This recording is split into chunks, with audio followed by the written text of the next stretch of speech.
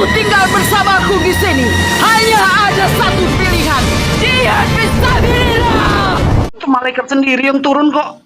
Saya tanya, sejak kapan para nabi, sejak kapan para nabi menyembah anak Maria?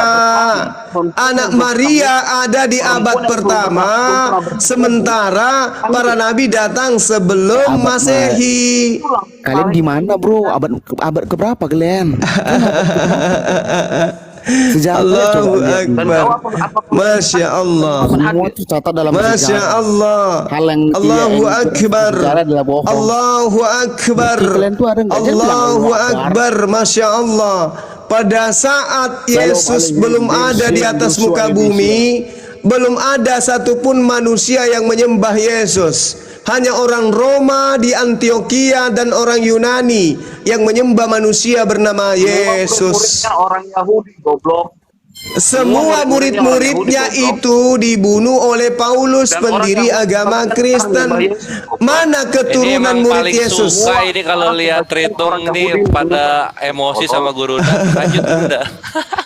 Allahu Akbar, Masya Allah. Bukan kita emosi, kawan satu ini nggak jelas gitu sejarahnya. Lukas menuliskan di dalam Kisah Para Rasul 7:56. Sejarah kalian nggak jelas. Lukas berkata, sungguh aku melihat langit terbuka dan anak manusia berdiri di sebelah kanan Tuhan. Bagaimana caranya Lukas melihat manusia berdiri di atas surga? Ya karena matamu tertutup. Lukasnya matanya kok bisa pakai teropong apa dia melihat ke surga? Saya tanya sama saudara. Aku melihat langit terbuka. Jangan bicara. Dan aku melihat Yesus berdiri di sebelah kanan Elohim. Pertanyaan saya, Lukas melihat Elohim di sebelah kiri Yesus itu pakai teropong apa? Pertanyaan saya sederhana loh. Kisah Para Rasul 7:56. Aku Lukas melihat dan berkata, sesungguhnya aku Lukas melihat langit terbuka dan Yesus berdiri di sebelah kanan Tuhan. Pertanyaan saya, Lukas menggunakan teropong apa kok bisa tembus ke surga? Melihat Allah. Ini ajaran apa iki? Kenapa ada bulan dan sabit di atas masjid? Bisa nggak sih gantian bicara? Halo. Kenapa kesurupan Anda? Anda harusnya membantah data-data dalam kitab saudara. Kisah Para Rasul 7:56. Lalu katanya, sungguh aku Lukas melihat langit terbuka dan melihat Yesus berdiri di sebelah kanan Elohim. Pertanyaan saya, bagaimana cara Lukas melihat langit terbuka? Dan bagaimana cara Lukas melihat Yesus yang ada di surga? Pakai teropong apa? Oke. Gini nih. Siapa yang mau jawab pertanyaan Banyuma? Angkat tangan. Mantap kandaku sudah datang. Siapa ya? Silakan hamba Tuhan yang lain diam dulu ya. Hamba Tuhan mau jawab, silakan. Oke, terima kasih. Nah, ini dalam firman Tuhan dalam Alkitab itu jangankan sampai ke surga. Ada begitu banyak orang-orang yang dipakai Tuhan untuk bisa melihat kedalaman hati orang. Nah, ini bicara hal yang spiritual, hal yang rohani. Apa yang disampaikan oleh Bang Suma tadi itu bicara tentang penglihatan, bahwa dia melihat secara alam roh, bahwa dia melihat langit terbuka. Jadi ini bukan karena pakai teropong, bukan karena mata telanjang begitu. Ini sudah ada campur tangan ilahi lah. Itu jawabannya. Mata batin ya Pak ya. Mata batin ya Pak Mbak ya. Ya, kalau kita bisa bandingkan dengan hal-hal yang spiritual, itu kan tidak bisa mau dilihat dengan yang udah paham Pak, udah stop. Mata batin dan hal spiritual Bang Juma, silakan. Ya ampun ya Allah ya Karim.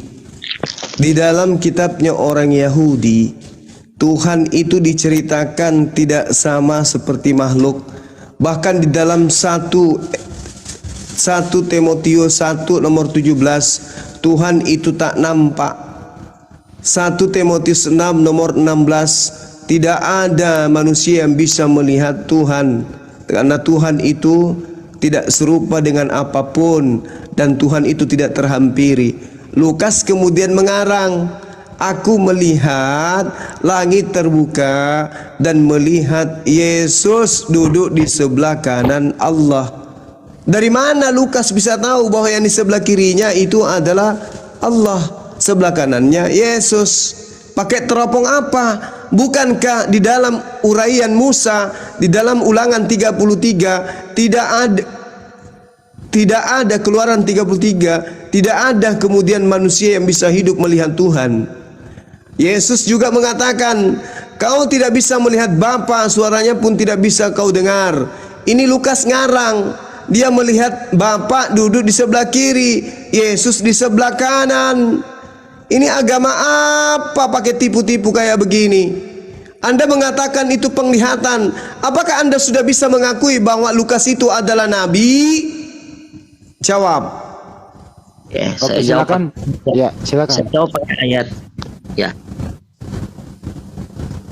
Anda kalau buka ayat nggak kedengeran suara Bapak, sebutin aja. Kisah 9 ayat 10, coba tolong dibantu. Saya tidak bisa. Apa itu Pak? Kita bantu pakai apa? Kisah Para Rasul 9 ayatnya ke-10. Bisa 9. Tolong.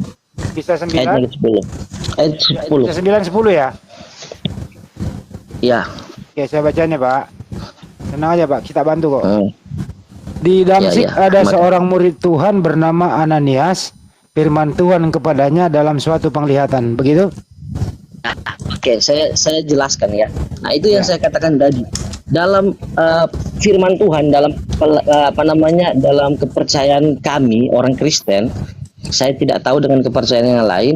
Dalam kepercayaan orang Kristen ada yang namanya pekerjaan Roh Kudus. Nah, pekerjaan Roh Kudus ini terkait dengan hal-hal yang spiritual. Penglihatan tadi yang dilihat oleh Lukas, ya kan? Yang dilihat oleh murid-murid Tuhan. Nah, ini juga terjadi kepada Ananias. Dia juga mendapatkan penglihatan, dia bisa melihat Tuhan. Artinya, kalau ayat Alkitab yang tadi disinggung oleh Bang Suma, itu kita tidak bisa lihat langsung Tuhan. Tetapi dengan alam roh, dengan spiritual, kita bisa lihat. Artinya tidak secara kasat mata, tidak secara secara mata yang najis inilah istilahnya.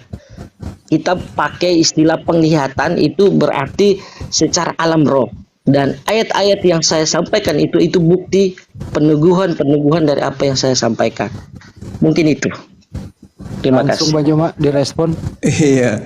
Di dalam kitabnya orang Yahudi Kejadian dan juga di dalam Bilangan 12:6, jika di tengahmu ada seorang nabi, maka aku Tuhan akan menyatakan diri kepada nabi tersebut. Apakah Anda sudah mengakui Lukas ini nabi? Dia membuka data dia nih, ya. Halo, Pertanyaannya halo, Pak, apakah Anda mengakui Yesus itu Lukas itu nabi? Silakan Pak.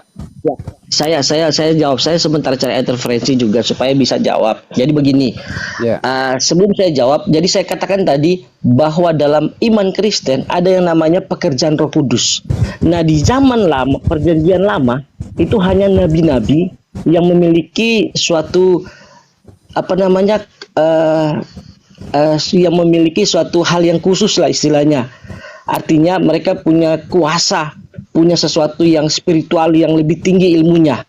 Ya, tapi kalau di perjanjian baru, kalau di zaman Roh Kudus, itu orang-orang yang dibaptis Roh Kudus itu bisa juga mendapatkan sesuatu yang ilahi, sesuatu yang istilahnya yang spiritual, dan itu bisa ada yang sakit sembuh, lumpuh berjalan, hal yang spiritual, hal yang supranatural.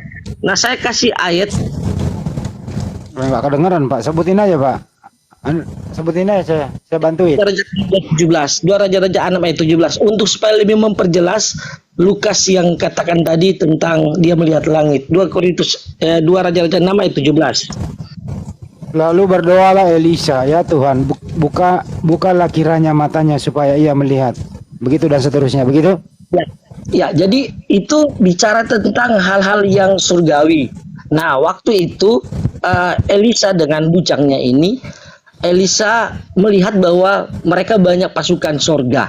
Tetapi bujangnya itu berpikir bahwa saya tidak lihat apa-apa. Sehingga namanya dikatakan di situ Elisa berdoa agar supaya bujangnya ini bisa dibuka mata batinnya, istilahnya lah. Jadi mata yang dipotong sejenak, Pak.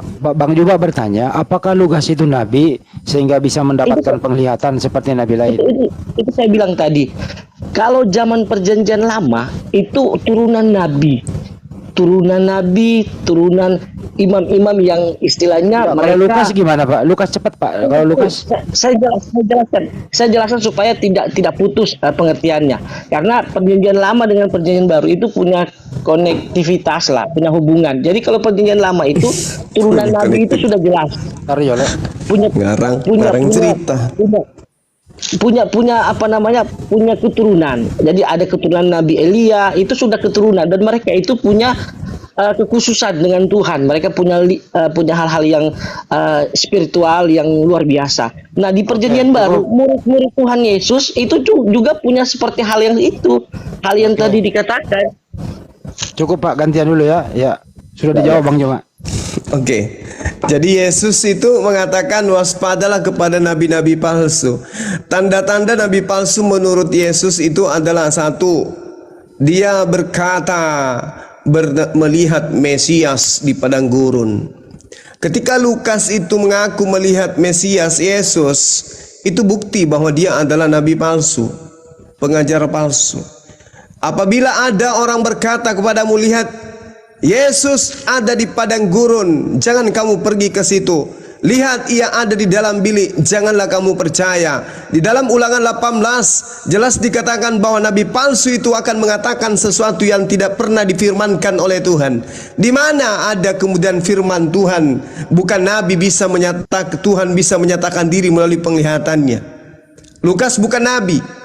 Di dalam Ulangan bilangan 12 nomor 6, lalu Tuhan berfirman, dengarlah firmanku ini, jika di antara kamu ada seorang nabi, maka aku Tuhan menyatakan diriku kepadanya dalam penglihatan.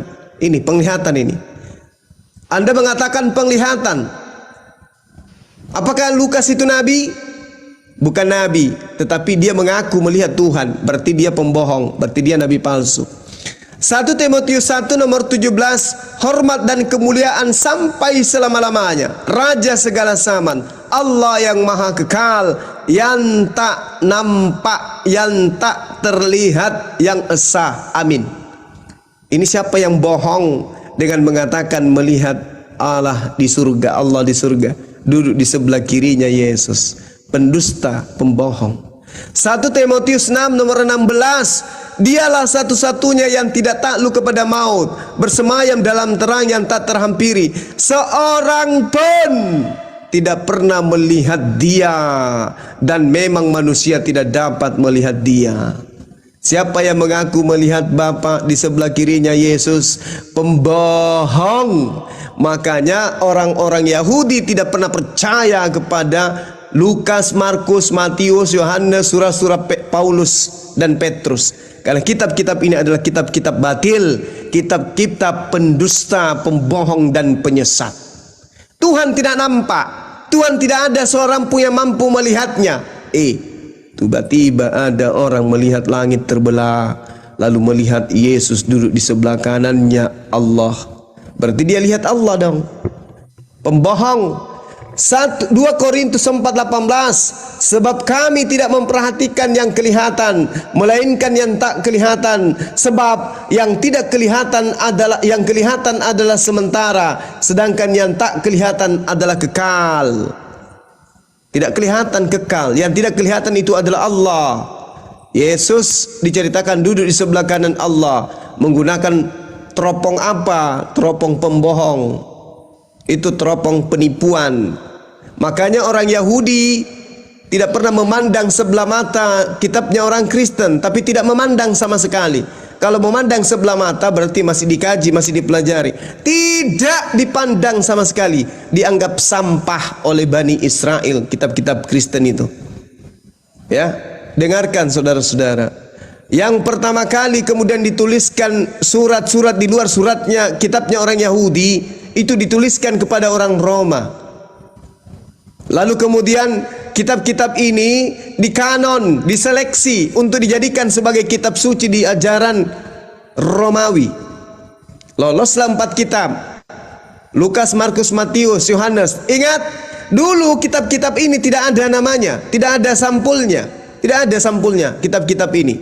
Belakangan baru dituliskan Lukas, Markus, Matius, Yohanes. Pahami itu dulu. Ya, lalu itu duduk di Kekaisaran Romawi, dijadikan sebagai kitab suci. Lalu supaya dianggap benar, maka diambillah kitabnya Yahudi, diberilah julukan Perjanjian Lama. Supaya apa dipakai kitab itu? Supaya dianggap bahwa ini sudah usang, yang baru sekarang ini surah-surah Paulus dan surah-surah yang lain. Itu cara-cara penipuan. Padahal kitabnya orang Yahudi itu justru perjanjian baru. Yeremia 31 nomor 31, aku akan melakukan perjanjian baruku dengan Bani Israel dan Bani Yehuda. Aku akan memasukkan hukum Taurat ke dalam batin setiap Bani Israel. Berarti perjanjian baru adalah hukum Taurat. Romawi mengambil kitabnya orang dalam bentuk bahasa Septuaginta, lalu dikatakan ini perjanjian lama. Yang perjanjian baru itu adalah surah-surah Paulus.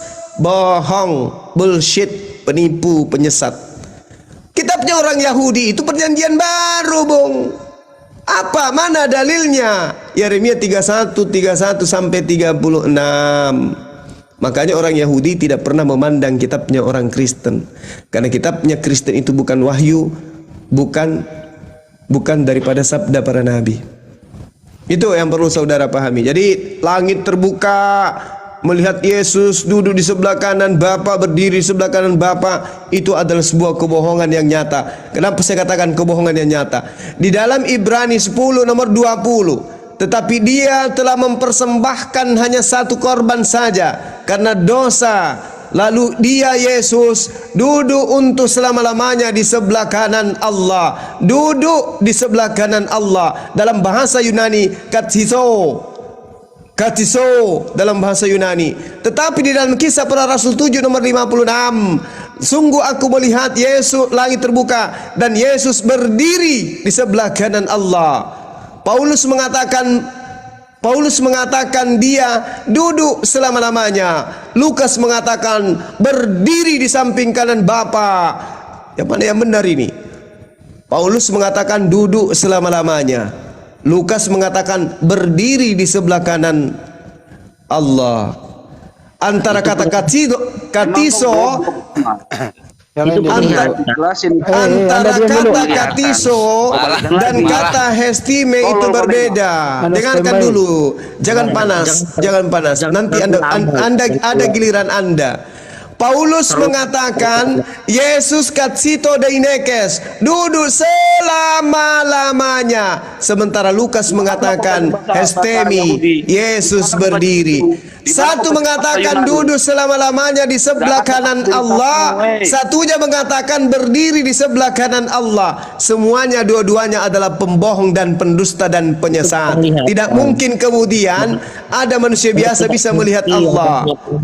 Ibrani 10:12, Paulus mengatakan duduk selamanya. Kisah Para Rasul 7:56, Lukas mengatakan berdiri. Yang mana yang benar? Duduk atau berdiri? Berdiri atau duduk? Duduk atau berdiri? Jangan-jangan dia baring. Silakan. Oke. Kalau stempel ini urusannya hamba Tuhan yang bicara ya. Silakan. Ya. Ini terlalu lama, Bang Suma, ini terlalu lama, diberi waktu saya hanya berapa menit. Ya, Anda boleh lama juga, nggak dipotong, silakan. Oke, makasih. Oke, jadi begini, Bang Suma ini kan nggak tahu dalam kekristenan itu ada namanya penglihatan. Penglihatan itu bukan secara letterlek, artinya secara rohani.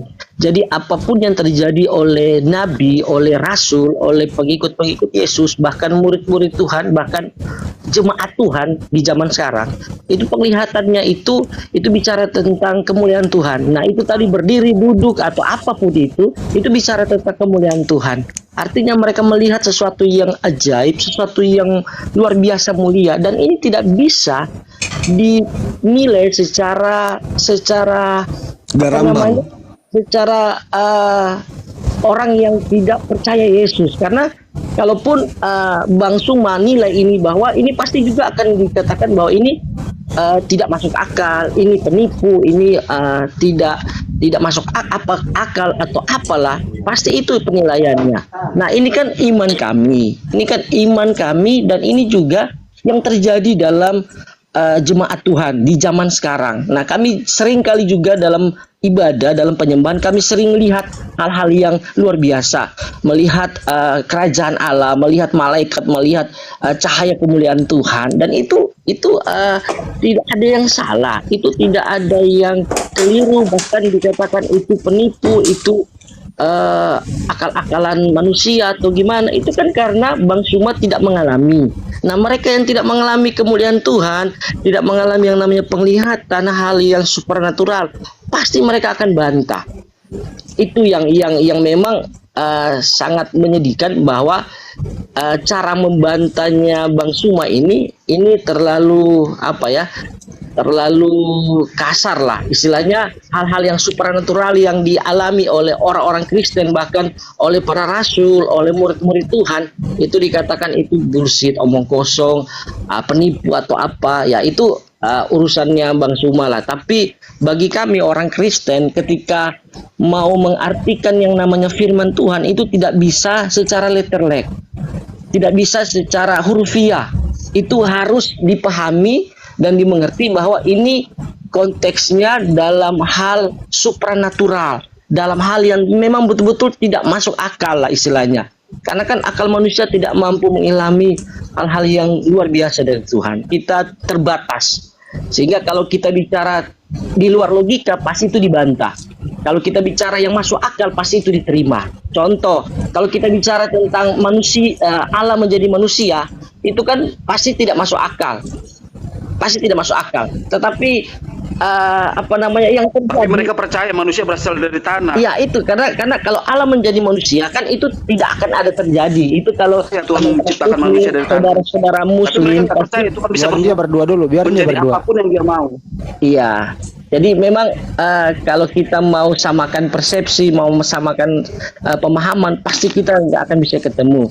Jadi kalau ini diskusinya sehat, saya minta kepada host, setiap kali contoh, kalau Bang Suma bicara tentang iman Kristen, itu berarti kan itu menyerang kami. Nah, ketika kami kasih pemahaman, bahkan ada ayat-ayat Alkitab yang sudah saya sampaikan, bahwa ini sebuah penglihatan alam roh, bukan secara kasat mata. Tuhan, bisa nggak ambil satu data yang bisa memperkuat argumentasi Anda bahwa itu mendukung supranatural itu, ada nggak? Itu tadi yang terjadi di Ananias itu kan penglihatan, dia melihat Tuhan. Itu kan artinya begini, artinya dalam suatu ibadah yang kusuk itu kita bisa melihat. Nah, ini saya kasih bukti dulu ayat Alkitab. Ya, sabar dulu teman-teman ya. Dia ingin membuktikan supranatural yang tidak masuk akal. Sabar dulu, tungguin dulu. Kita hormati tamu kita. Beri waktu yang sama. Supranatural menurut dia itu tidak masuk akal secara logika sehat manusia, tapi harus penuh iman dengan Roh Kudus, baru bisa percaya. Tapi terlalu lama ini tunggunya ini, Pak. 1 Korintus 2 ayat 13. Saya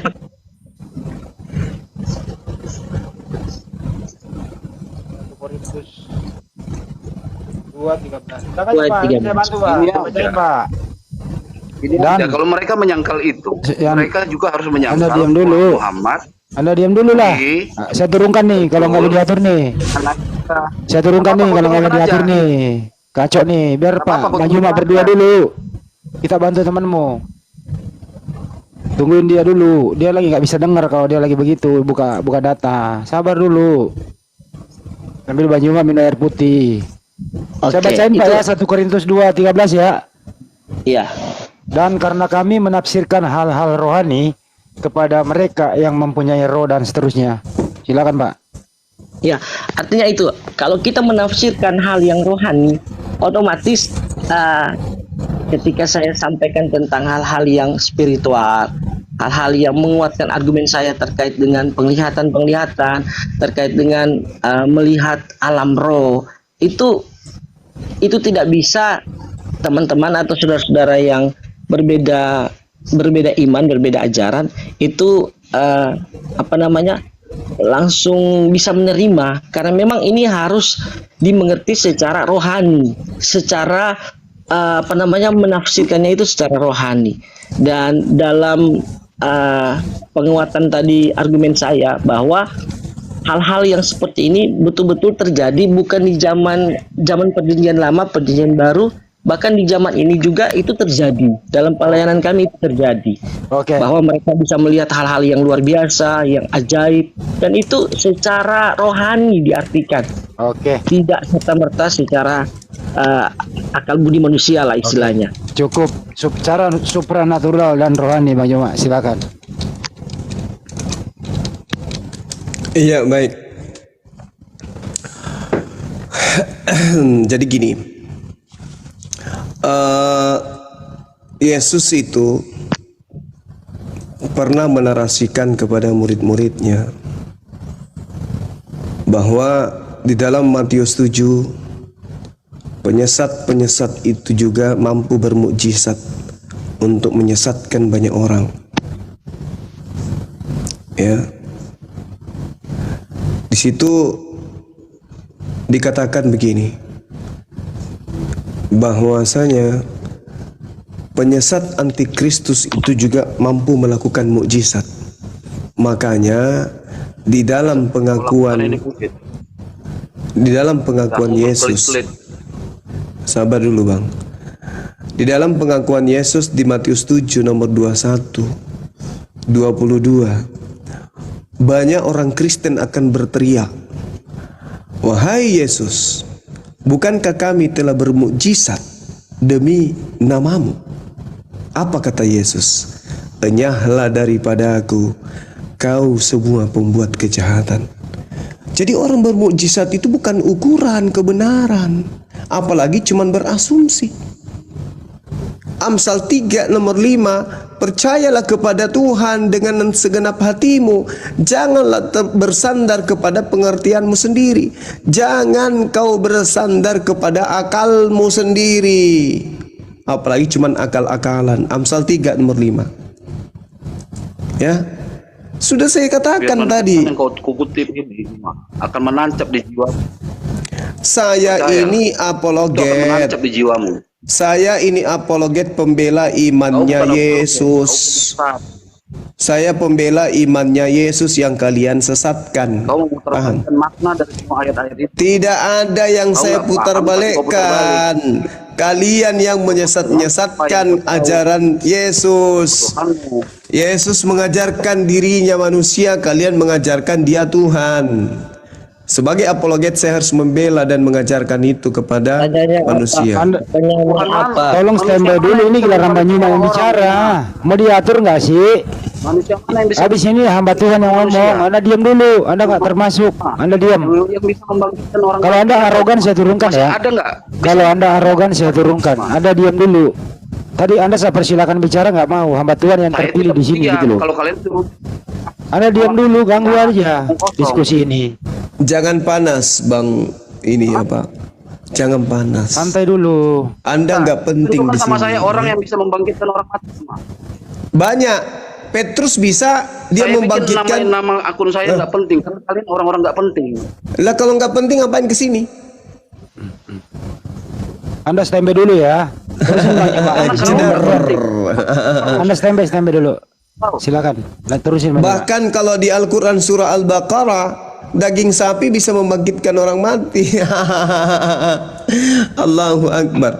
Jadi sekali lagi saya katakan, kalau kalau Yesus ini mengatakan gini, waspadalah kepada nabi palsu. Dulu Bang Joma. Host turunkan dulu sementara dia di bawah deh. Anda nggak penting, Bung. Bagi saya Anda sampah, nggak penting. Anda nggak penting bagi saya. Ya. Tadi saya bertanya, apakah Lukas itu nabi? Anda tidak menjawab. Anda tidak menjawab. Kalau Anda mengatakan dia bukan nabi tapi dia mampu bermujizat, dia ada penglihatan, kenanya di Matius 7:22. Bukankah kami telah bermujizat, bernubuat? Oke?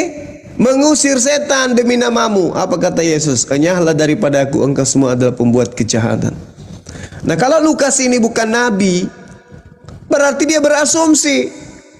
Karena bukan ilham, bukan wahyu. Yang disebut wahyu itu orang yang menerima firman Allah.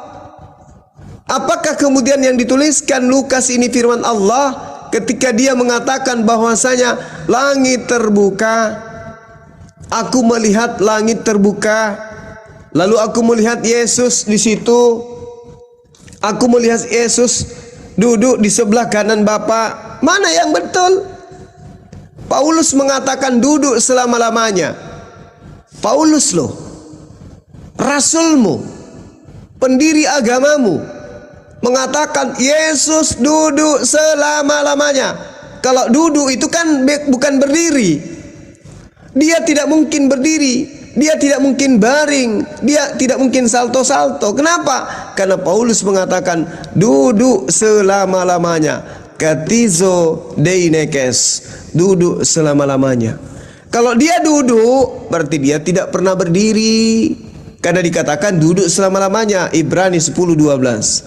Tetapi Lukas mengatakan di Kisah Para Pewarta 7:56, di situ dikatakan Yesus berdiri di sebelah kanan Allah.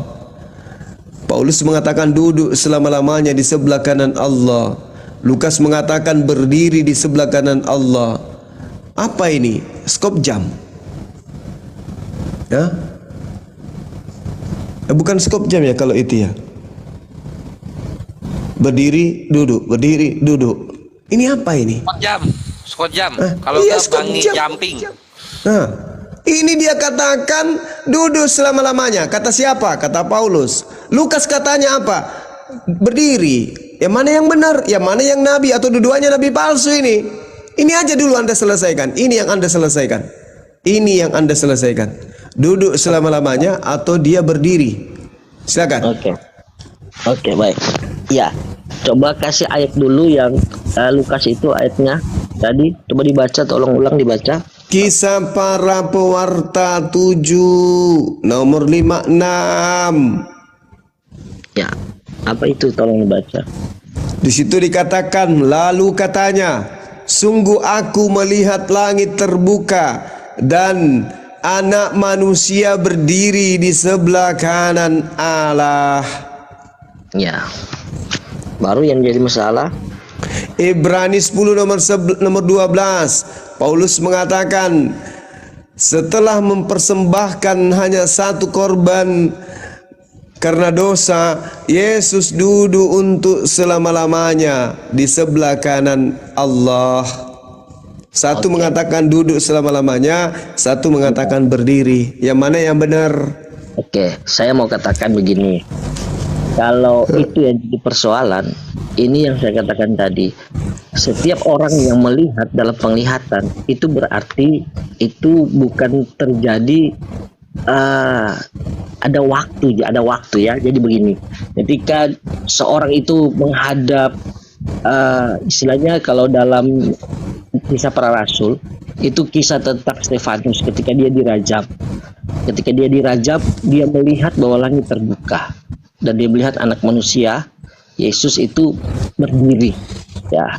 Nah, jadi ini time waktunya, dan ini bicara tentang bukan keadaan yang ada di sorga bahwa oh Yesus ada berdiri di sorga. Ini bukan. Ini saya katakan sekali lagi bahwa ini bicara tentang penglihatan, bicara tentang kemuliaan Tuhan, bukan bicara duduk atau berdiri, bukan bicara Lukas bilang berdiri, Paulus bilang duduk selama-lamanya. Berarti kalau dia duduk selama-lamanya, yang salah itu Lukas. Yang salah itu penglihatan Filipus, bahwa Filipus melihat dia berdiri. Nah, ini kan namanya penglihatan, itu bukan hal yang terjadi di saat itu. Bukan hanya bicara tentang waktu, bukan bicara waktu, tapi ini bicara tentang kemuliaan Tuhan. Nah, sekali lagi bicara tentang kemuliaan Tuhan, dia berdiri atau duduk, yang mana yang benar. Ini bukan bicara keadaan dia duduk, yang benar duduk, yang salah berdiri, atau sebaliknya, yang benar berdiri, yang salah duduk. Ini bicara tentang suatu kemuliaan Tuhan yang ditampilkan. Jadi bisa saja saya mau katakan bahwa Paulus lihatnya itu setelah Yesus berdiri. Bisa saja seperti itu. Dan ketika setelah dia berdiri, ya dia duduk. Nah, itu yang dilihat oleh Paulus. Tapi ini bukan bicara tentang duduk atau berdiri. Ini bicara tentang kemuliaan Tuhan yang diperlihatkan kepada umatnya. Bahwa Yesus ini dia ada di surga. Dia kembali ke surga setelah dia menjadi penebus dosa umat manusia, menjadi korban sembelihan, menjadi pengganti anak domba, dan dia kembali ke surga. Dan itu yang diperlihatkan selalu oleh Tuhan kepada murid-muridnya, kepada rasul-rasulnya, kepada pengikut-pengikutnya. Jadi kalau bicara tadi ditanyakan Yesus itu duduk atau berdiri, itu bukan bicara tentang duduk atau berdirinya, tetapi ini bicara tentang kemuliaan Tuhan yang dinyatakan. Entah dia, itu saya bilang tadi, mungkin awalnya yang dilihat itu dia berdiri, setelah itu dia duduk selama-lamanya. Itu kan bisa seperti itu. Tetapi ini bicara tentang penglihatan, bukan bicara apa yang terjadi saat ini di surga. Bukan, ini bicara tentang penglihatan, bicara tentang kemuliaan, bicara tentang hal-hal yang rohani yang tidak mungkin kita bisa pahami kalau kita pakai akal kita. Karena ini bicara hal yang di luar akal, di luar logika lah istilahnya. Jadi kalau kita mau paksakan untuk bisa memahami duduk atau berdiri, itu bukan hal yang paling yang paling penting lah. Ini tidak terlalu penting untuk dibahas. Tetapi kalau mau dipaksakan untuk dibahas, ya kami punya pembelaan seperti itu. Ini bicara tentang penglihatan yang dinyatakan kepada umat Tuhan melalui rasul, melalui murid, bahkan melalui jemaat Tuhan. Nah, seperti itu jawabannya.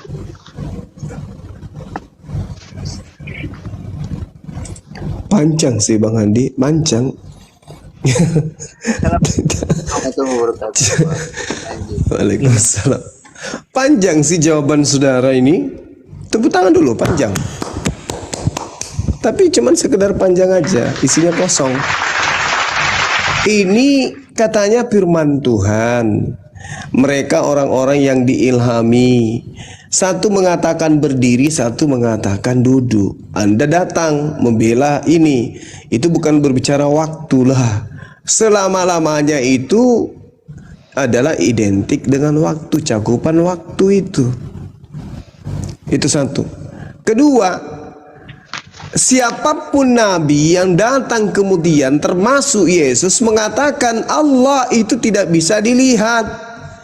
Tapi kenapa pengarang kitab saudara mengatakan dia melihat Allah, dia melihat surga, dia melihat langit terbelah? Gimana ceritanya langit itu terbelah? Kalau Anda mengatakan itu penglihatan, berarti mereka ini nabi. Ya, itu tidak semua dia nabi harus bisa melihat. Saya katakan tadi, contohnya jemaat kami, contohnya dalam pelayanan kami bukan nabi, tapi kami diizinkan Tuhan untuk melihat sesuatu yang rohani, sesuatu yang spektakuler, sesuatu yang supernatural di surga. Apakah kami nabi? Ya kan? Wow. Tidak seharusnya begitu. Wow. Lalu bagaimana pengakuan daripada kitabnya orang Yahudi yang mengatakan apabila ada orang yang berkata melihat Mesias di sini, melihat Mesias di sana, jangan kau percaya. Saya tidak percaya dengan apa yang Anda sampaikan, melihat ini, melihat itu. Apakah saya katakan bahwa saya melihat Mesias ada di sini, ada di sini? Ini kan penglihatan. Namanya penglihatan itu sah-sah saja. Itu terjadi juga di dalam kisah para rasul. Ananias juga bisa melihat penglihatan. Nah, di zaman Roh Kudus, murid-murid Tuhan, jemaat Tuhan di zaman sekarang juga bisa melihat penglihatan. Tapi kan bukan berarti bahwa Anda sendiri pernah? Ya pernah. Apa yang Anda lihat? Ya malaikat Tuhan, sorga. Saya melihat itu. Dari mana Anda bisa tahu kalau itu malaikat? Ketika kami menyembah, kami lihat situasi itu kan situasi surga, situasi dalam penyembahan. Kami lihat cahaya luar biasa, dan itu bukan cuma cahaya, itu banyak. Jangan-jangan lampu mobil truk lewat Anda katakan cahaya dari surga. Itu kan saya bilang tadi, kalau ini mau dipaksakan untuk Anda terima, pasti kan ini jadi Ya karena Anda cuma berhayal. Kan semua kan ada bukti. Saya sudah kasih bukti dalam Mana perjanjian buktinya mana? lama. Sekarang Anda mengatakan melihat malaikat. Ya. Saya Seperti kasih- apa malaikat? Yang Anda lihat itu seperti apa malaikatnya? Bagaimana wajahnya malaikat itu? Tangis.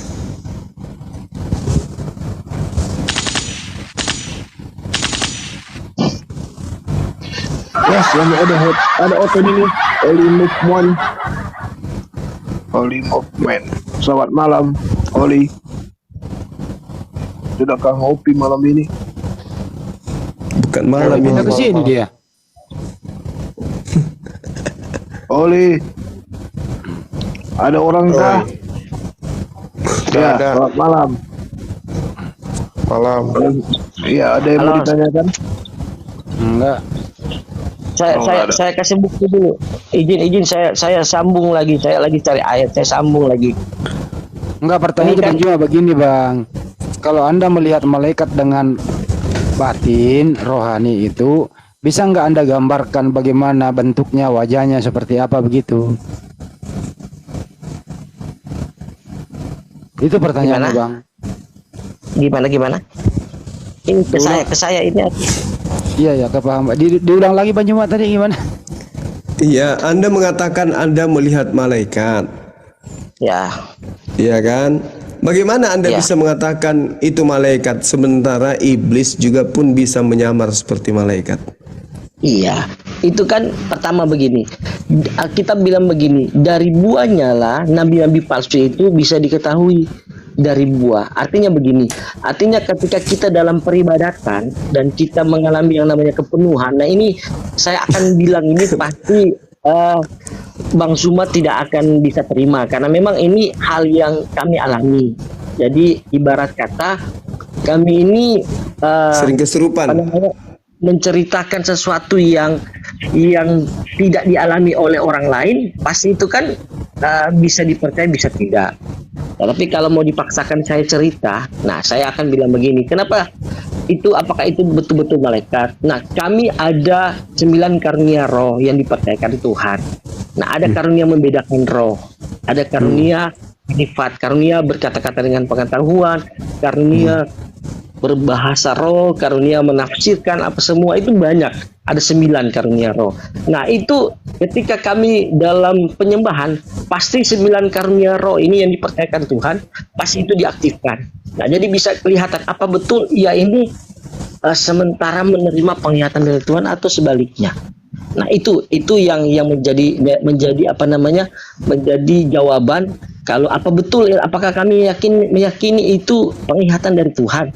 Nah kami bisa meyakini itu dengan 2-3 karunia. Kita berkata juga 2-3 saksi itu sah. Nah itu ada beberapa karunia yang nantinya mengontrol apakah benar yang kita lihat ini sesuai dengan firman Tuhan. Dan ujungnya adalah dari buah. Artinya ketika penglihatan itu tidak memuliakan Tuhan, tidak membuat orang itu lebih dekat dengan Tuhan, berarti yang dia lihat ini berarti setan. Karena tidak, itu ada ciri-cirinya. Dan kalau Bang Suma katakan begini, ada enggak bukti dalam Alkitab bahwa manusia biasa bisa melihat hal-hal yang gaib.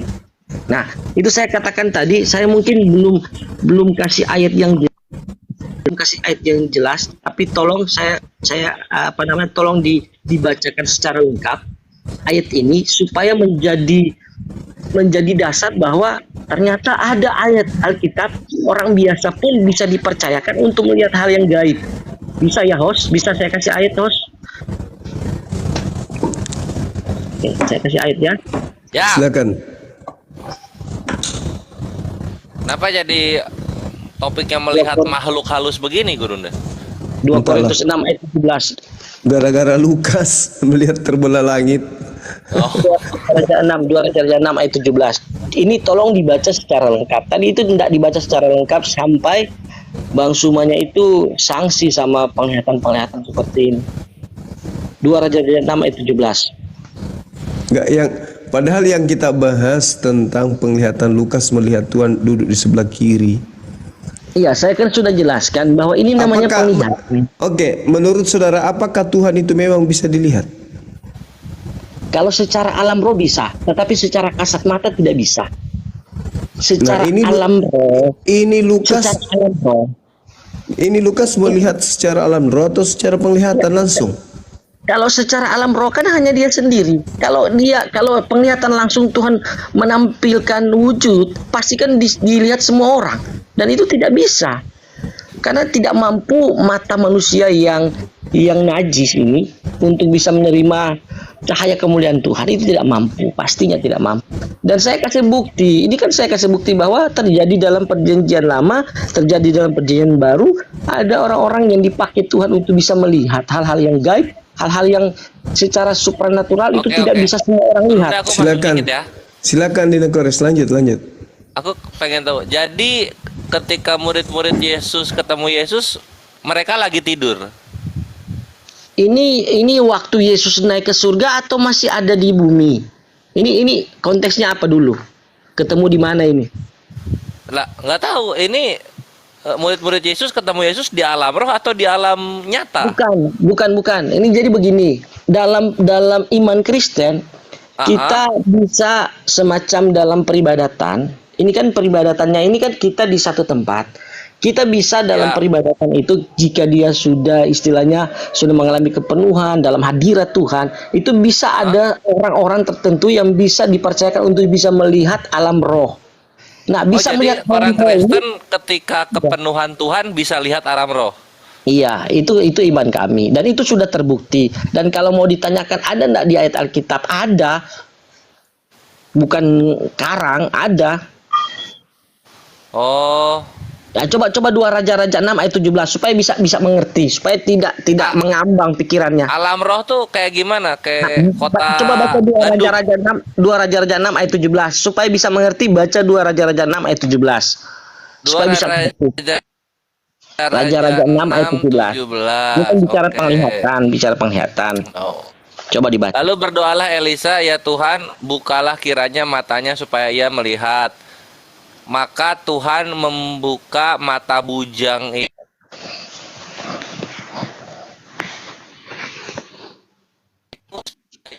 Melihat. Halo. Itu penuh dengan kuda api sekeliling Elisa. Jadi ini kuda sama kereta apinya, kuda roh sama kereta roh gitu. Itu bujangnya bukan nabi loh. Iya kan? Bujangnya bukan nabi. Itu di perjanjian lama. Jadi tidak selamanya harus nabi bisa melihat hal-hal gaib seperti itu. Tidak selamanya. Jadi harus bedakan. Ada hal yang rohani, ada hal yang duniawi. Ada hal yang kasat mata, ada yang tidak kasat mata. Ya seperti itulah. Jadi dalam Kristen itu roh tuh ada yang bentuknya kuda gitu ya? Bukan. Nah, ini yang lebih keliru lagi. Itu kuda berapi. Jadi gue salah. Ya, kuda berapi itu penglihatan dalam alam roh, itu suatu tentara Tuhan, malaikat. Begitu. Jadi di alam roh ada kuda dari api.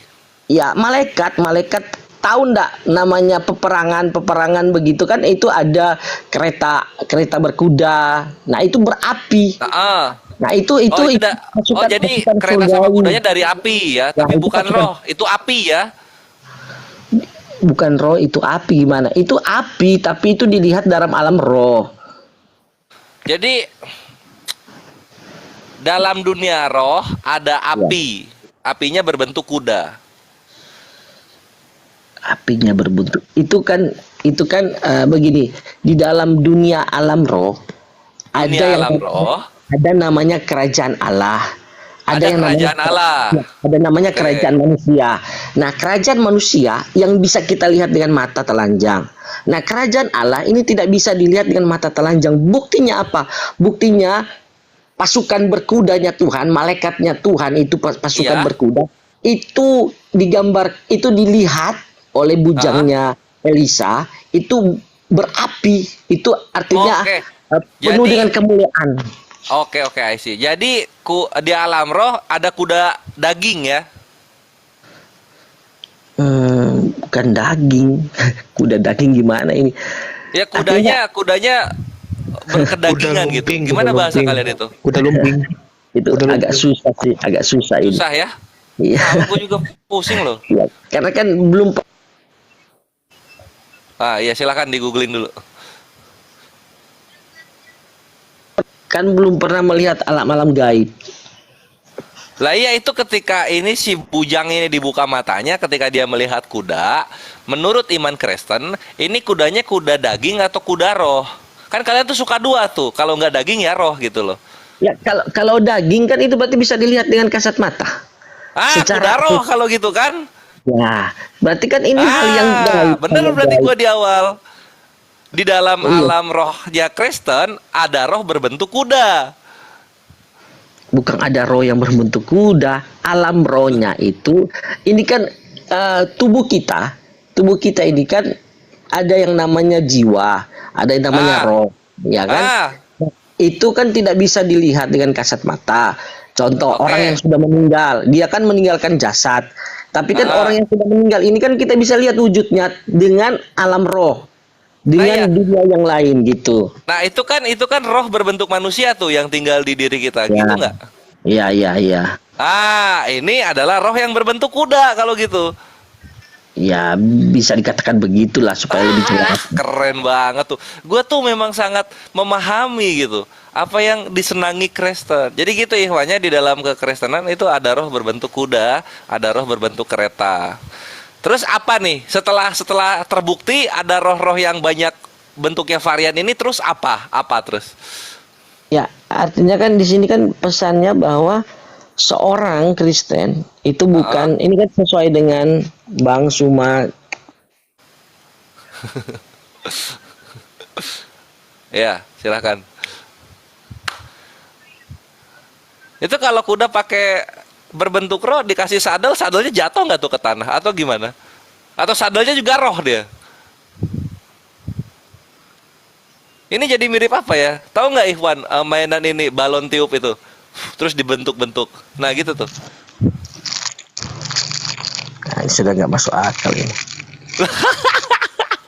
Itu lu nyadar itu. Makanya ketika langit terbelah itu pasti dilihat dengan kasat mata. Dan itu tuh asli gitu, langit terbelah gitu. Ya masa mau dibilang langit ada berbentuk roh? Nah kan paham ya my friend ya, my brethren, paham ya yang dimaksud Gurunda? Gitu nggak sih Gurunda? Silakan Gurunda. Akhirnya dia udah ngerti sendiri, udah nggak masuk. Yang diceritakan Paulus itu dan Lukas itu beda. Paulus melihat Tuhan, sementara yang kamu ceritakan itu melihat malaikat. Beda. Tuhan bisa dilihat. Namanya alam roh. Itu yang saya bilang. Kenapa kan dari awal saya bilang ini hal yang bisa dipahami dengan hal-hal yang rohani. Ya. Tadi Emang kan Tuhan, menurut saudara Tuhan itu bisa dilihat. Hal-hal yang dicampur rohani dicampur dengan daging. Yesus kan mengatakan Tuhan tidak bisa dilihat. Iya, Musa juga tidak bisa dilihat. Nah ini Lukas dan Paulus melihat Tuhan secara alam roh, secara alam roh. Ngomong secara apa? Ya itu kan kalian pasti tidak akan bisa percaya. Kalian memang kami tidak percaya karena Tuhan itu tidak bisa dilihat. Iya, kalau secara alam roh bisa. Itu buktinya Bagaimana ceritanya di alam roh Tuhan bisa dilihat? Kemana ceritanya? Kamu harus dikaruniakan. Apa pula? Kamu harus dikaruniakan oleh Roh Kudus. Nah, apa lagi itu? Dengan karunia ada 9 karunia Roh Kudus. Apa lagi itu Roh Kudus? Apa itu Roh Kudus? Roh Kudus itu tidak bekerja begitu. Roh Kudus itu tugasnya menyampaikan firman, bukan masuk ke dalam otak orang supaya berhalusinasi.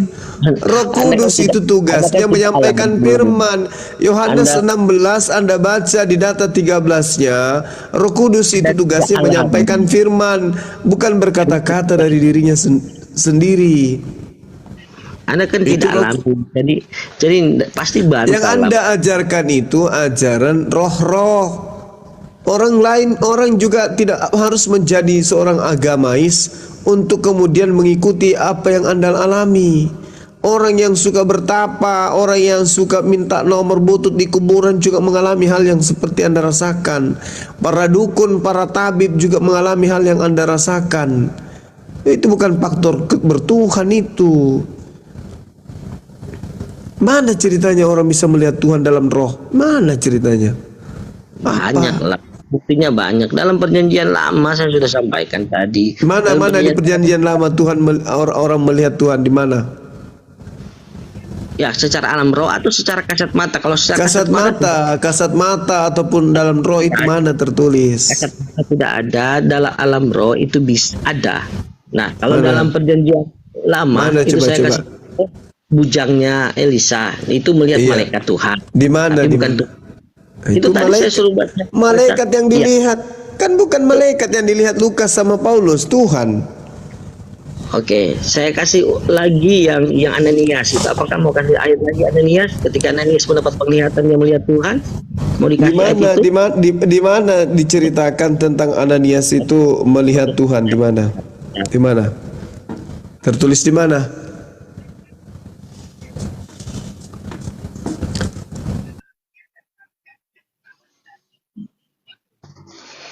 Kebanyakan halusinasi hamba Tuhan, mimpi.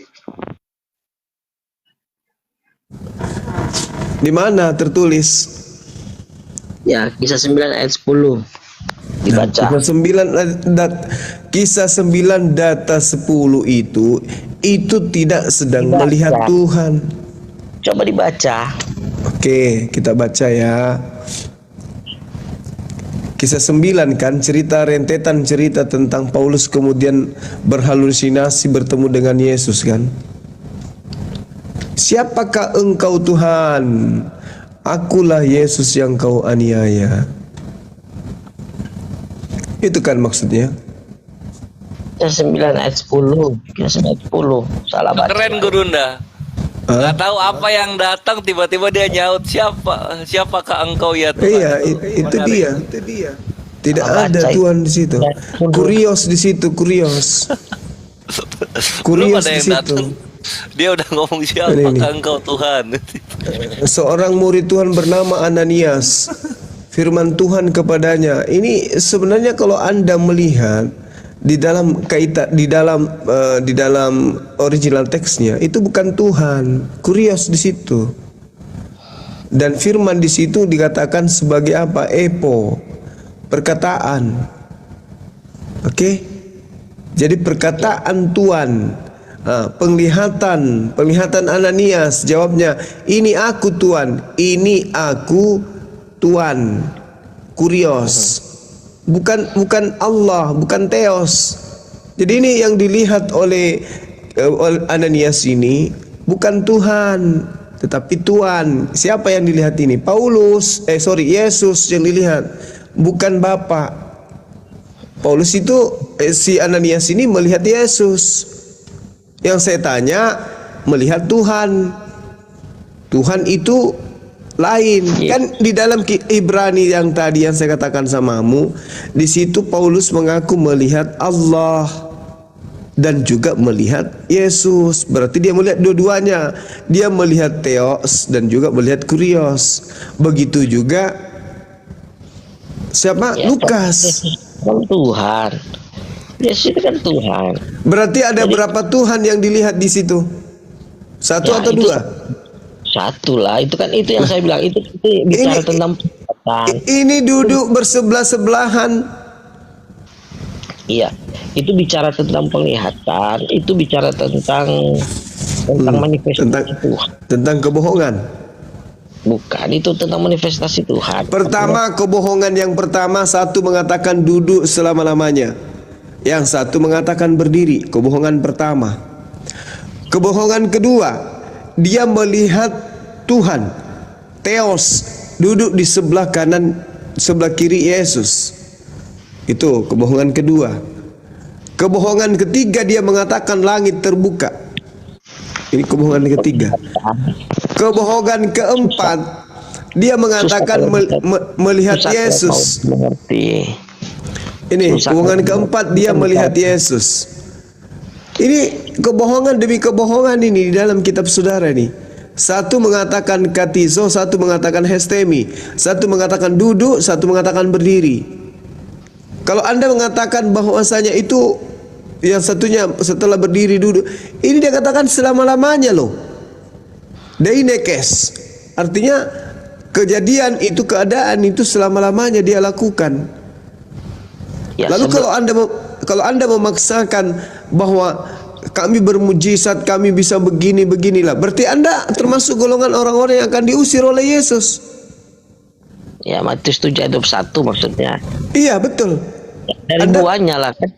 Kita bilang kan dari buahnya. Nabi-nabi palsu itu bisa ketahuan dari buah. Kita lihat dari buahnya. Ada tidak nabi-nabi mengajarkan menyembah kepada sesamanya manusia? Nabi palsu pasti mengajarkan menyembah kepada manusia. Sekarang saya tanya, ada tidak nabi-nabi mengajarkan menyembah kepada manusia? Ada tidak? Yesus itu Tuhan. Inilah buahnya. Buahnya ini yang Anda sedang praktekkan, mengajarkan menyembah kepada manusia. Dari buahnya kamu mengenal Dia. Pengakuan perkataan itu adalah perkataan Yesus kepada muridnya Bani Israel, bukan kepada Romawi Yunani. Sementara Anda mengimani Yesus sebagai Tuhan itu dari ajaran Romawi. Yesus kan, ya Yesus Tuhan, karena kan memang sudah dibuatkan dalam perjanjian lama dan perjanjian di mana orang Yahudi di mana mengimani perjanjian lama Tuhannya akan datang menjadi manusia, di mana? Itu yang juru selamat itu siapa? Juru selamat itu adalah Tuhan pencipta langit dan bumi. Ya, ketika dihubungkan dengan Matius akan lahir bagimu, siapa itu? Juru selamat sebagai utusan, bukan duta, bukan utusan, tetapi aku sendirilah. Makanya di dalam Kisah Para Rasul 2 nomor 22, Yesus itu ditentukan oleh Tuhan sebagai perantara untuk Tuhan melakukan mujizat-mujizat melalui perantaraan Yesus. Yesus itu cuman alat, bukan Dia yang menyelamatkan. Aku tidak dapat berbuat apa-apa dari diriku sendiri. Apa yang aku lakukan adalah apa yang diperintahkan oleh Bapa. Makananku adalah melakukan pekerjaan yang diperintahkan oleh Allah Bapa. Itu beda konteksnya. Itu Yesus datang bukan untuk supaya orang tahu Dia Tuhan, bukan. Jadi konteksnya Dia menyatakan. Jadi yang mengajarkan bahwa Yesus itu Tuhan siapa? Nah, setelah dia naik ke surga, itu kan dikasih tahu Roh Kudus yang memberitahukan hal-hal yang belum terpahami, itu diberitahukan oleh Roh Kudus. Nah, sekarang saya tanya sama saudara, di mana pernah Roh Kudus datang kepada orang Yahudi mengajarkan bahwa anak Maria itu adalah Tuhan itu sendiri? Murid-murid Tuhan Yesus kan itu. Yang mana murid Tuhan Yesus yang menulis surat? Yang mana? Ya, Paulus itu kan bukan orang Yahudi. saya tanya kepada saudara, orang Yahudi mana yang didatangi oleh Roh Kudus? Orang Yahudi, Paulus, orang Yahudi yang didatangi Yesus. Terus kenapa surah Paulus kenapa surah-surah Paulus dituliskan bukan untuk orang Yahudi? Kenapa Paulus tidak mengaku diutus kepada orang Yahudi? Kenapa? Karena dia untuk bangsa-bangsa lain. Karena kan panggilannya beda-beda. Lah, Yesus sendiri mengaku diutus hanya untuk domba yang hilang dari umat Israel. Ya, itu waktu dia datang pertama. Dia datang pertama kan itu untuk orang Israel. Tapi terus, apa yang terjadi? Israel menolak dia. Akhirnya kan dia datang kepada orang-orang yang lain. Di mana dalilnya? Di mana dalilnya aku diutus untuk orang di luar Yahudi? Di mana dalilnya? Ya, jadi begini, kayak saya kasih pengertian. Yesus itu datang untuk orang Israel tadinya. Yes. Nah, ketika orang Israel tidak mempercayai dia, maka kasih karunia itu juga berlaku kepada orang yang lain. Mana dalilnya dari Yesus, pengakuannya mana? Jangan asumsi Anda.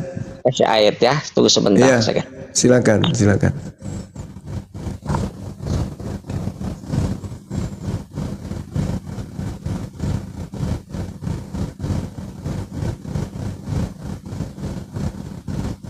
Bang Zuma.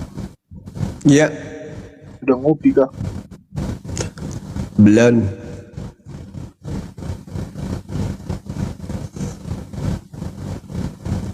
Oleh.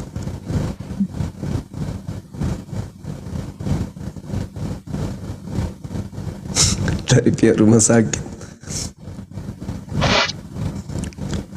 Aduh, gimana Anda mau bercerita tentang yang gaib-gaib? Bible aja Anda tidak hafal. Katanya punya Roh Kudus, punya mujizat. Tapi membaca Bible tidak tahu, harus keluar dulu, harus Google dulu. Ini apa ini? Giliran cerita roh. Cerita roh hebat. Wah, wak wak wak berapi-api. Data Biblenya sendiri butuh roh Google. Gimana iki, Mas? Halo Hans, Repnen. selamat malam Hans.